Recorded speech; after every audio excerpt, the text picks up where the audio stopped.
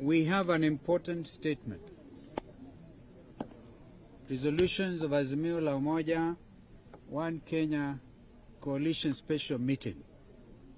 We, the Azimio la Umoja, One Kenya Coalition leaders, drawn from the Council of Governors, Parliamentary Group, and the County Assemblies Forum, have gathered here at Stony Athi Resort, Machakos County, this Thursday, the 6th April 2023, and review the status of our country in light of the ongoing national discourse, and have resolved the following.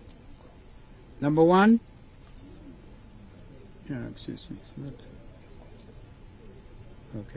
Number one, we reaffirm that we in Azimio la Umoja One Kenya Coalition are ready and open to a genuine, honest and transparent dialogue in the interest of Kenya, devoid of some of the grandstanding and intransigence we are witnessing from some in Kenya Kwanza.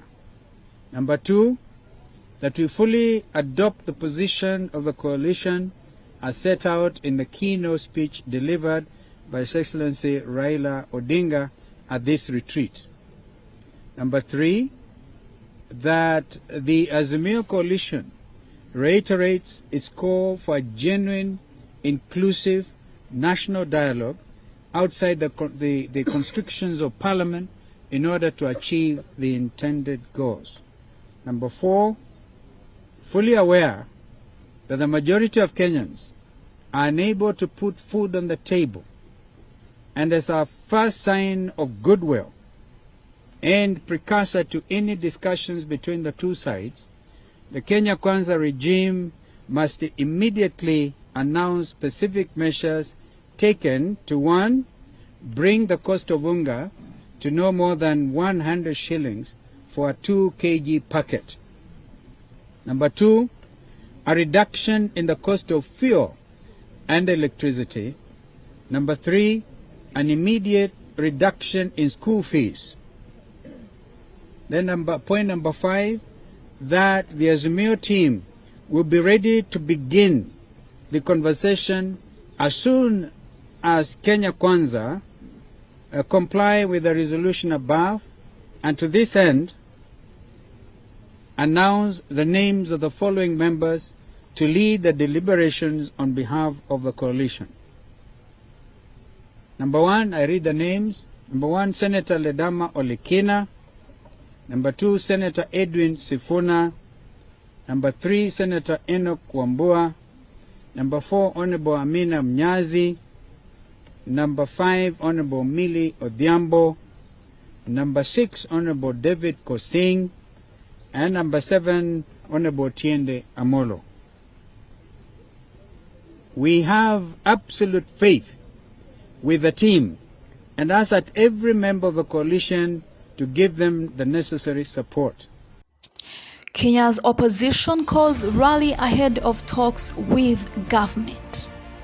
Kenya's main opposition party on Tuesday announced plans for a public rally but said it remains committed to easing political tension through dialogue after anti-government protests turned violent last month.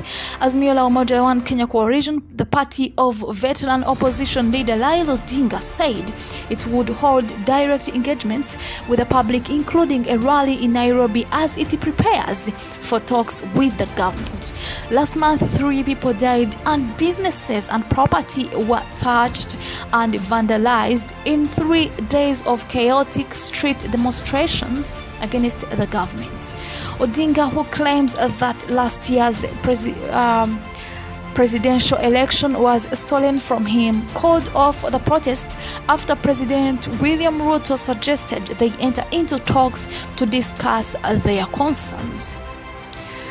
Azimio said it would hold a town hall meeting on Thursday, following by a public rally on Sunday to explain to the people where we are and the upcoming course of action. Azimio remains committed to the spirit of the Easter deal that saw the two parties commit to dialogue. The party's Executive Council Chairman Wycliffe Oparanya said in a statement, It urged the government to come to the table with clean hands, unclenched fists, and a committed to an honest and transparent process that engages all the issues bedeviling our country.